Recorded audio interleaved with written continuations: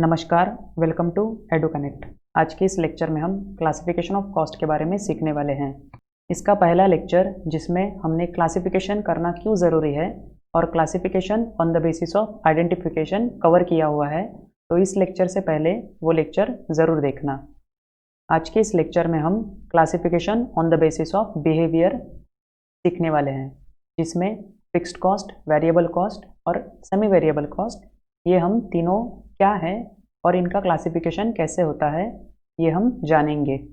तो सबसे पहले देखते हैं बिहेवियर मतलब क्या है। क्लासिफिकेशन जो हम करने वाले हैं वो on the basis of behaviour है। तो ये बिहेवियर क्या है? तो बिहेवियर का मतलब है change in cost due to change in output. तो यहाँ हमारा फोकस होगा चेंज इन आउटपुट पे। अगर हमारा आउटपुट बढ़ता है या हमारा आउटपुट कम होता है या फिर हमारा आउटपुट कांस्टेंट रहता है, तब हमारे कॉस्ट पे क्या फ़र्क पड़ता है। मतलब अगर हमारा आउटपुट बदलेगा, मतलब हमारा प्रोडक्शन बदलेगा, तब हमारी कॉस्ट क्या रहेगी। इसे हम बिहेवियर कहते हैं। Behaviour means change in cost due to change in output. Output में जो चेंज हो रहा है उसका कॉस्ट पे क्या चेंज इफेक्ट देखने को मिल रहा है, इसे हम बिहेवियर कहेंगे। तो यहाँ हम देखते हैं कि जो वेरियस कॉस्ट हैं, मतलब जो अलग अलग तरह के कॉस्ट हैं, वो behave differently when the level of production rises और फॉल्स। इसका मतलब है कि जब हमारा प्रोडक्शन बढ़ता है तब कई जो कॉस्ट होते हैं वो डिफरेंटली बिहेव करते हैं। वैसे ही जब हमारा आउटपुट मतलब प्रोडक्शन कम होता है तब भी हमारे जो बहुत सारे कॉस्ट होते हैं वो बिहेव डिफरेंटली करते हैं। तो इसी को हमें इस बिहेवियर ऑफ कॉस्ट में देखना है। Certain cost change in direct proportion with production level while other cost remain unchanged. कई सारे जो कॉस्ट हैं वो डायरेक्ट प्रपोर्शन में प्रोडक्शन लेवल के साथ बदलते हैं। मतलब अगर हमारा प्रोडक्शन बढ़ा हुआ है तो हमारे वो जो कॉस्ट है वो भी उसी प्रपोर्शन में बदलेंगे। मतलब अगर हमारा प्रोडक्शन 10% से बढ़ा है तब हमारी ये कॉस्ट भी 10% से ही बढ़ेंगे। इसका एक एग्जांपल है, अगर हमारा प्रोडक्शन 10 यूनिट से बढ़ रहा है तब हमारी ये जो कॉस्ट है वो भी 10 यूनिट की जो कॉस्ट होगी, कॉस्ट पर यूनिट, जिसे हम वेरिएबल कॉस्ट कहते हैं, उससे ही बदलेगी। While other cost remain unchange.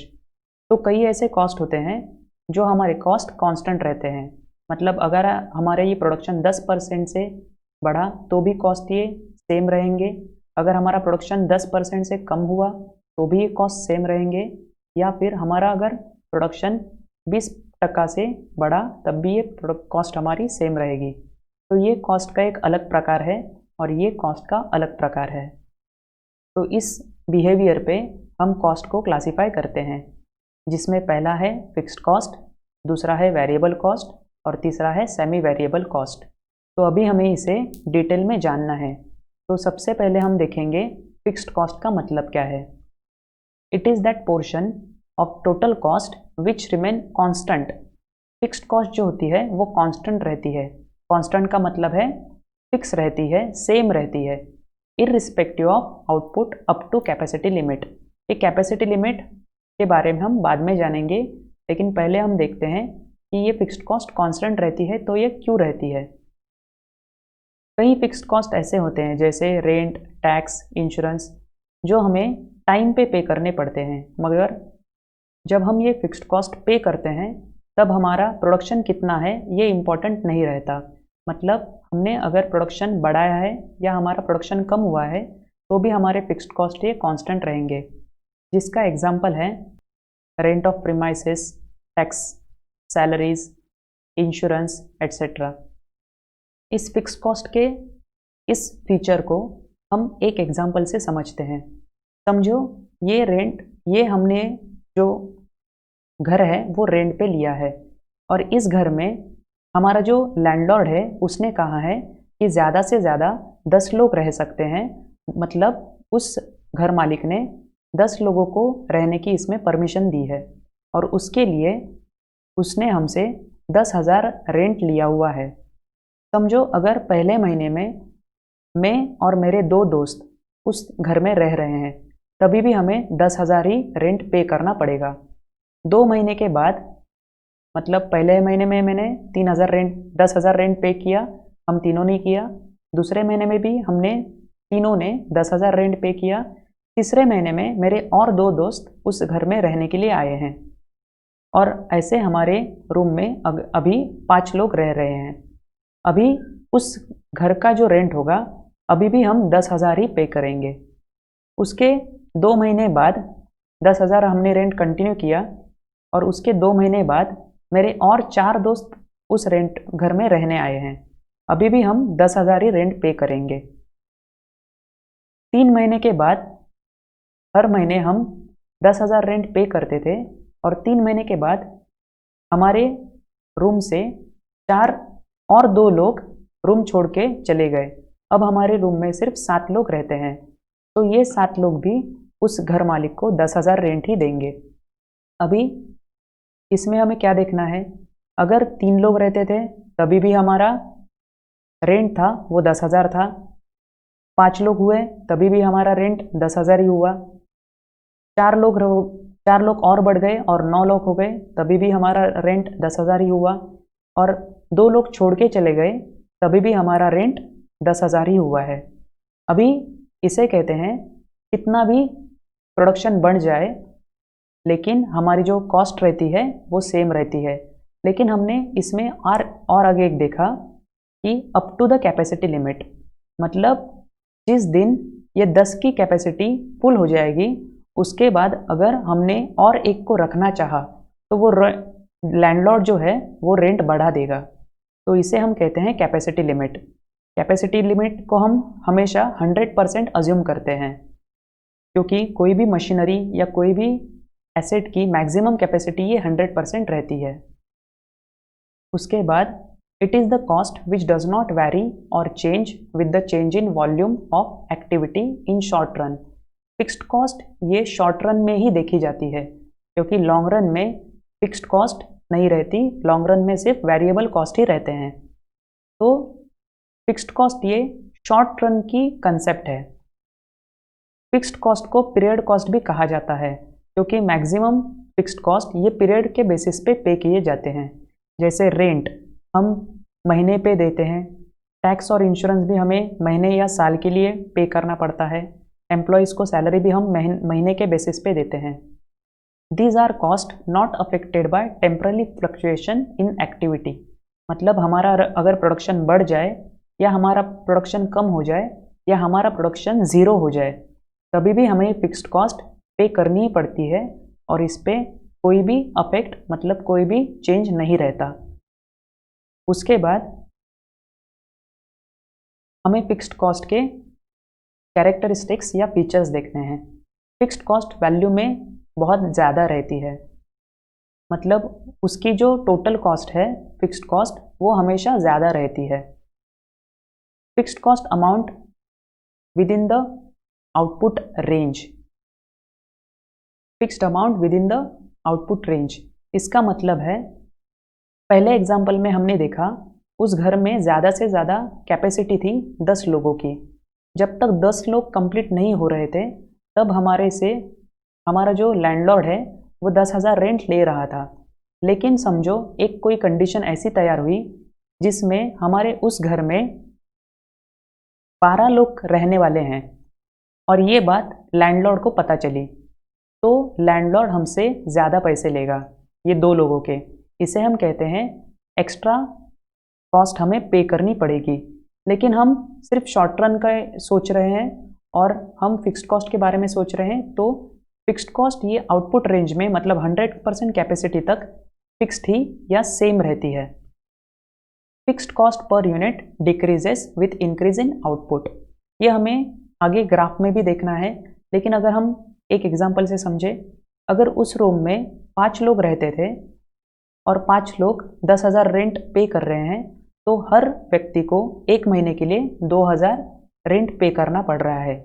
अगर उस अगले महीने उस रूम में सिर्फ 2 लोग रह रहे हैं तो हर आदमी को 1 महीने के लिए 5,000 रेंट पे करना पड़ रहा है। उसके अगले महीने उस रूम में अगर 4 व्यक्ति रह रहे हैं तब हमें उस हर एक व्यक्ति को 2,500 रुपये पे करने पड़ेंगे हर व्यक्ति के लिए। उसके अगले महीने अगर 8 व्यक्ति रह रहे हैं तब हर व्यक्ति को 1,250 रुपये पे करने पड़ेंगे।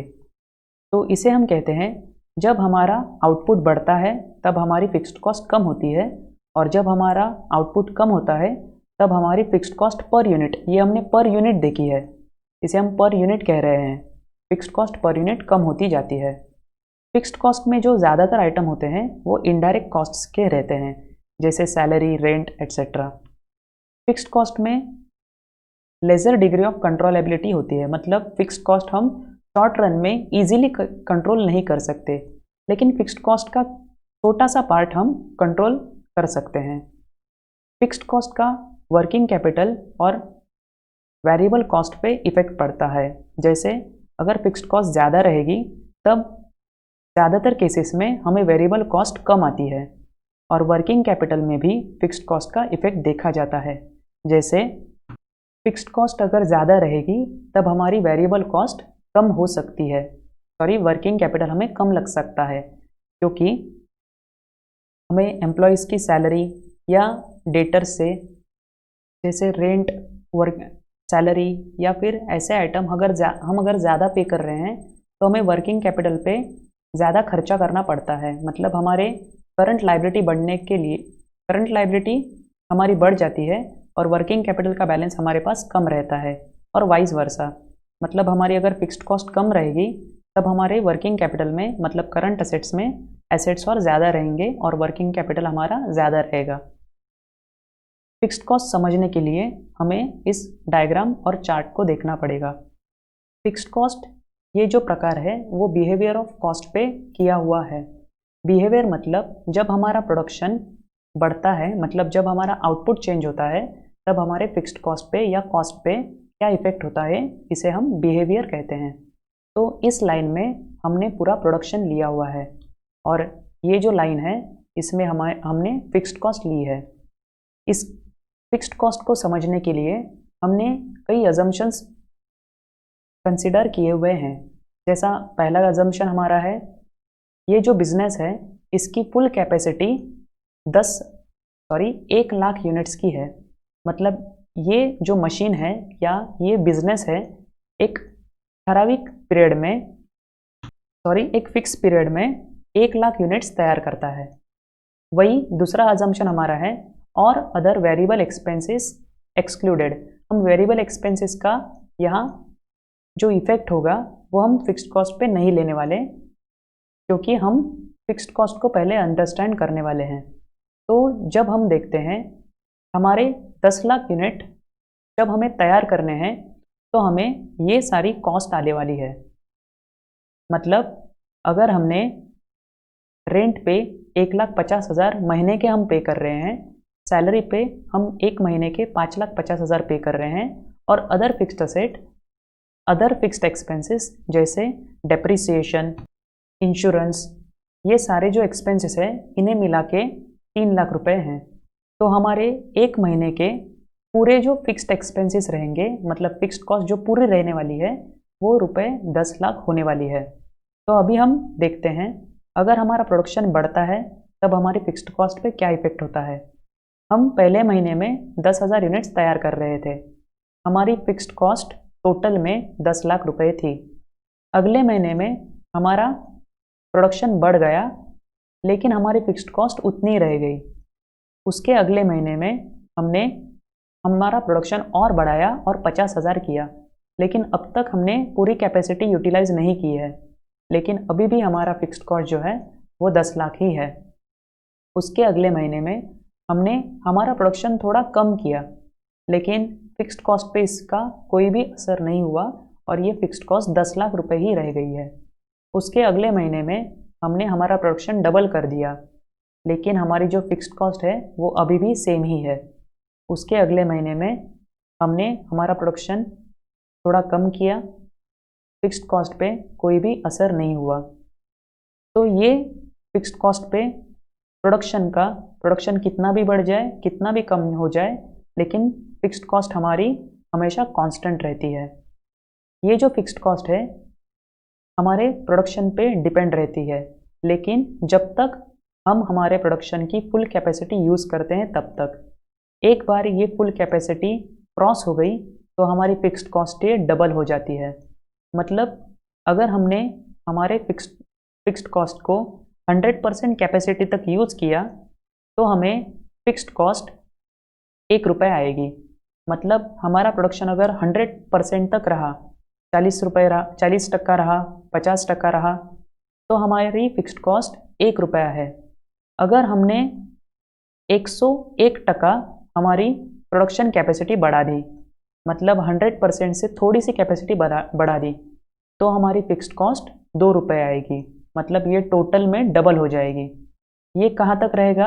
Up to 200%। 200% तक हमारी फिक्स्ड कॉस्ट ये डबल ही रहेगी।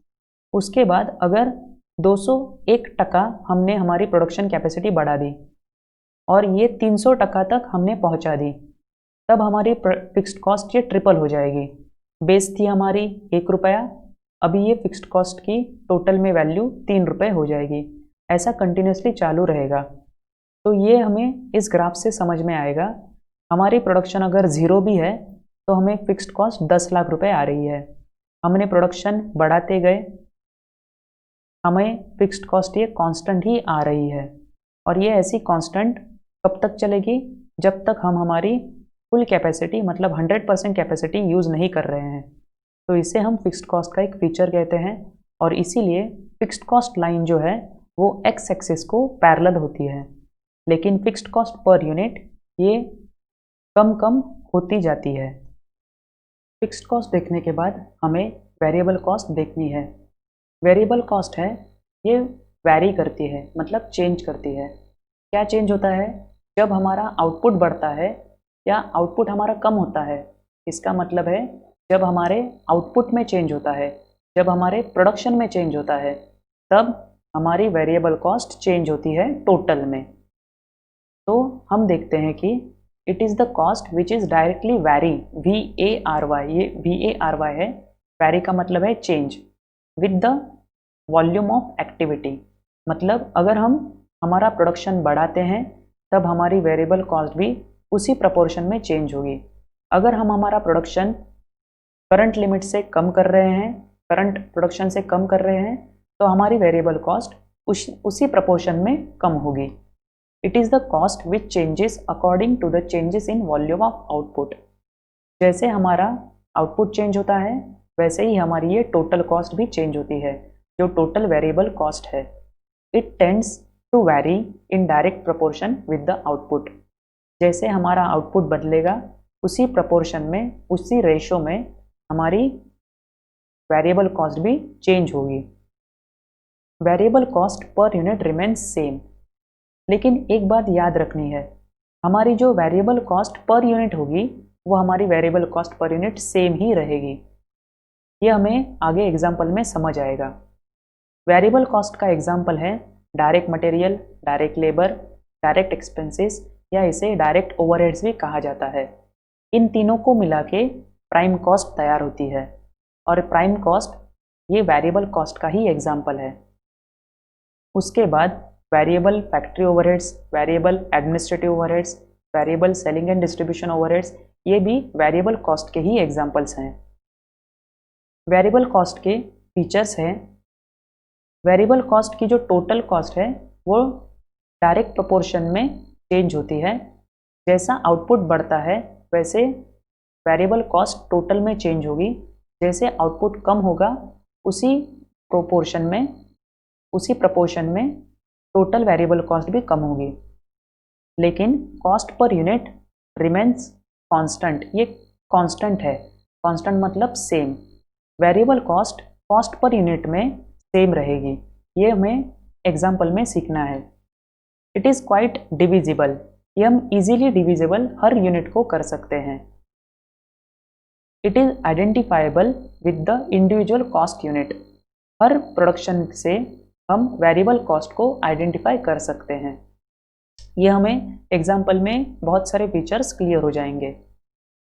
Variable cost is controlled by functional manager.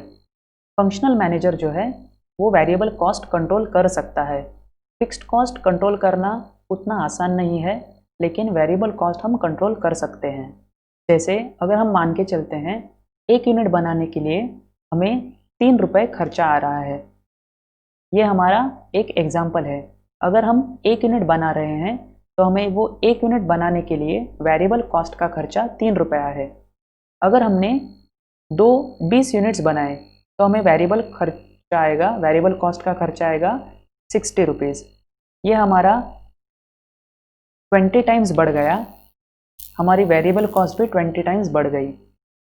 हमने प्रोडक्शन में और इजाफा और बढ़ाया और हमने प्रोडक्शन हमारा 100 यूनिट्स कर दिया, तब हमें वेरिएबल कॉस्ट टोटल में 300 रुपीज़ आएगी। उसके अगले महीने में हमने प्रोडक्शन ज़ीरो कर दिया, हमारी वेरिएबल कॉस्ट भी ज़ीरो हो जाएगी।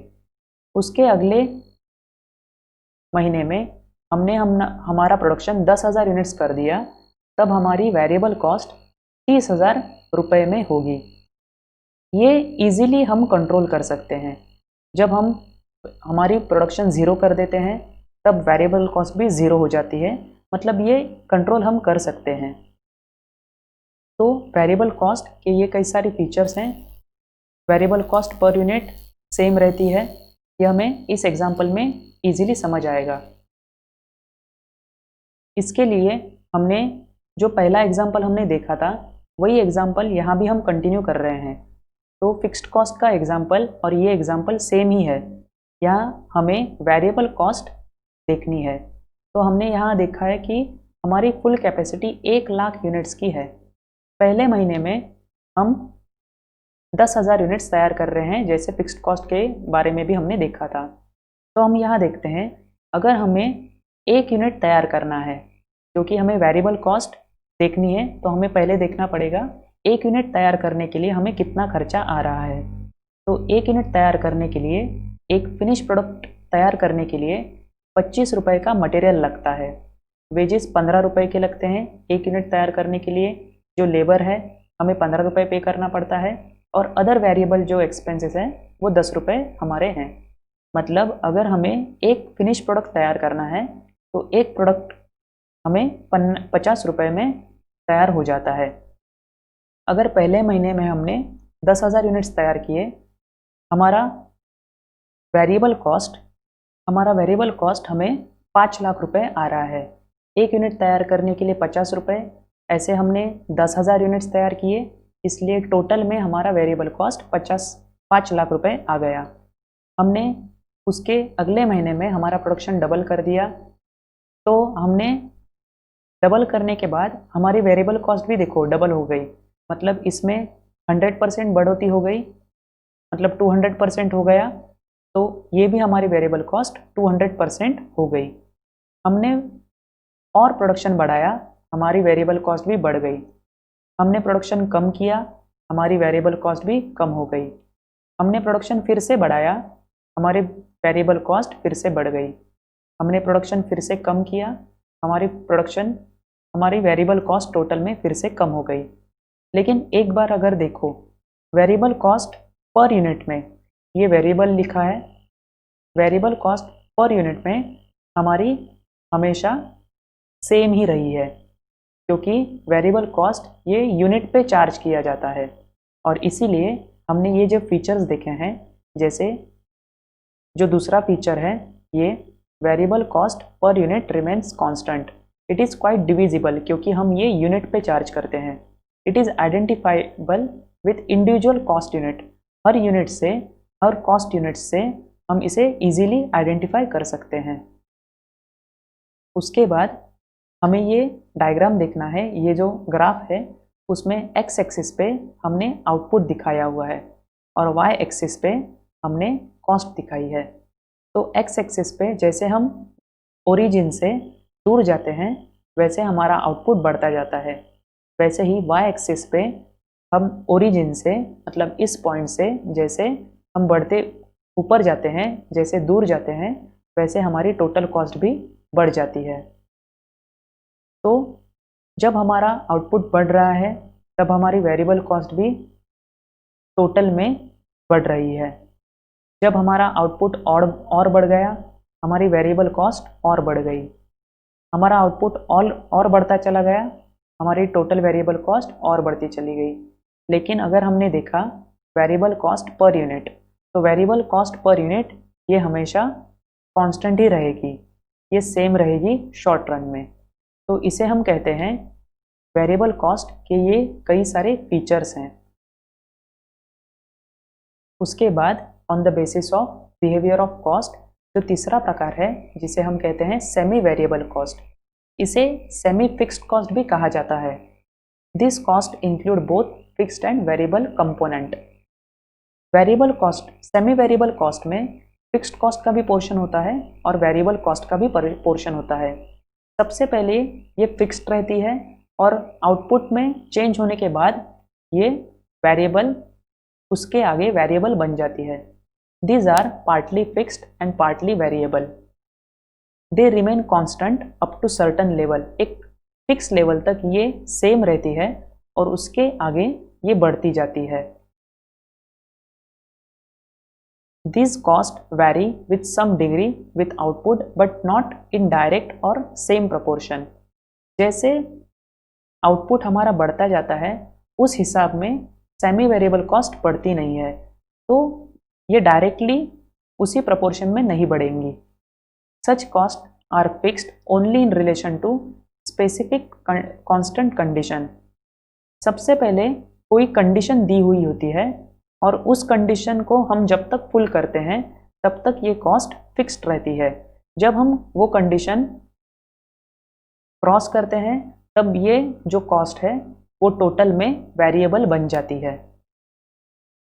इसके एग्जाम्पल्स हैं telephone charges, light, power etcetera. Heating charges भी सेमी वेरिएबल कॉस्ट का एग्जाम्पल है। तो ये सेमी वेरिएबल कॉस्ट समझने के लिए हमने एक एग्जाम्पल देखते हैं टेलीफोन चार्जेस का। टेलीफोन चार्जेस के एग्जाम्पल को हम अपने मोबाइल फ़ोन के चार्जेस से भी कंपेयर कर सकते हैं। देखते हैं फिक्स्ड टेलीफोन या फिक्स्ड मोबाइल चार्जेस हम ये 1 महीने के ही देख रहे हैं। अगर समझो हमारे 1 महीने के फिक्स्ड चार्जेस हैं 300 रुपये। मतलब अगर मैं जियो कंपनी का एक फ़ोन यूज़ कर रहा हूँ या फिर BSNL कंपनी का एक फ़ोन यूज़ कर रहा हूँ, तो मुझे महीने में कम से कम 300 रुपये वो फ़ोन यूज़ करने के लिए कंपनी को देने ही पड़ेंगे। लेकिन जब मैं ये 300 रुपये कंपनी को पे करता हूँ तो कंपनी मुझे क्या बेनिफिट्स देती है? कंपनी मुझे 400 मिनट्स देती है, 400 मिनट्स कॉलिंग पर मंथ।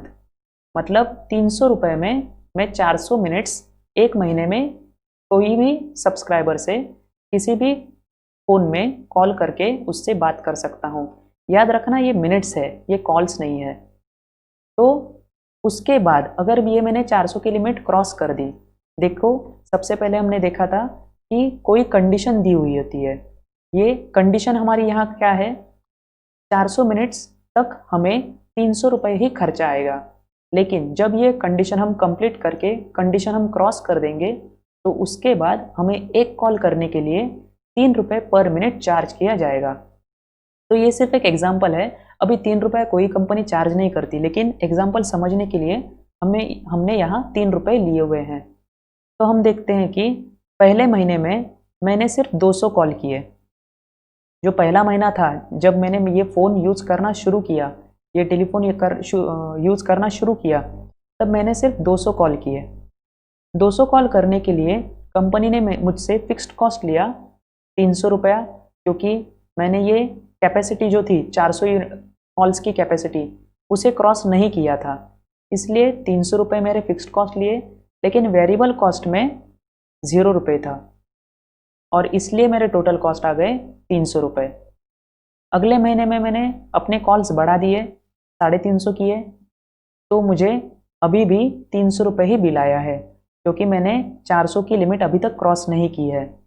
उसके अगले महीने में मैंने 500 कॉल किया। अभी जो पहले 400 कॉल थे, उस 400 कॉल के लिए कंपनी ने मुझसे 300 रुपये चार्ज किए और मेरे जो बचे हुए 100 कॉल है, एक्स्ट्रा 100 कॉल्स मैंने किए हैं, तो एक कॉल मुझे 3 रुपये से कैलकुलेट हुआ और उसका बिल मुझे 300 रुपये आ गया। तो इसका मतलब है उसके अगले महीने मुझे 600 रुपये पे करने पड़ेंगे। उसके अगले महीने मैंने सिर्फ 400 कॉल किए। कंपनी की कंडीशन थी 400 कॉल करोगे तो 300 रुपये देना पड़ेगा। तो कंपनी ने मुझसे 300 रुपये फिक्स्ड कॉस्ट लिए और वेरिएबल का कुछ भी नहीं लिया, मतलब ये 300 रुपये हो गए।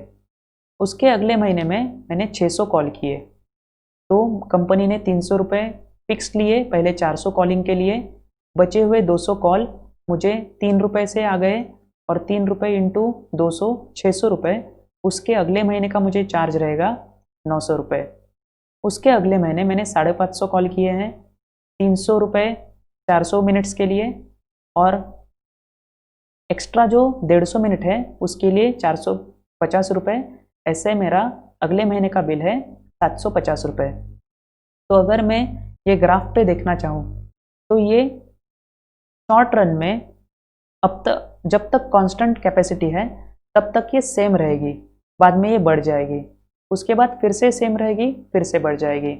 ये जो ग्राफ है ये ऐसा ग्राफ ये हम इलेक्ट्रिसिटी में बहुत बार देखते हैं। जैसे अप टू 100 यूनिट्स हमारा इलेक्ट्रिसिटी बिल जो फिक्स्ड कॉस्ट है उसके बाद 3 रुपये से बढ़ता है, 3 रुपये से 200 यूनिट्स तक बढ़ता है, और 3 रुपये से 100 यूनिट्स तक काउंट होता है और उसके बाद 200 यूनिट्स तक 7 रुपये से काउंट होता जाएगा। मतलब ये जो रुपए थे ये 3 रुपये से काउंट हुए, बाद में 100 यूनिट्स के बाद 7 रुपये से काउंट हुए, उसके बाद 9 रुपये से काउंट हुए। तो ये 9 रुपये से काउंटिंग है, ये 7 रुपये से काउंटिंग है, ये 3 रुपये से काउंटिंग है। इसलिए सेमी वेरिएबल कॉस्ट आपको स्टेप्स की तरह दिखेगा, ये जो स्टेप्स है उसकी तरह हमें दिखेगा। तो ये इस लेक्चर का एंड था। लेक्चर आपको कैसा लगा ये कमेंट्स में ज़रूर बताइए। ये मेरे सोशल मीडिया के हैंडल्स हैं, आप मुझे फॉलो कर सकते हैं। Thanks for listening and God bless you all.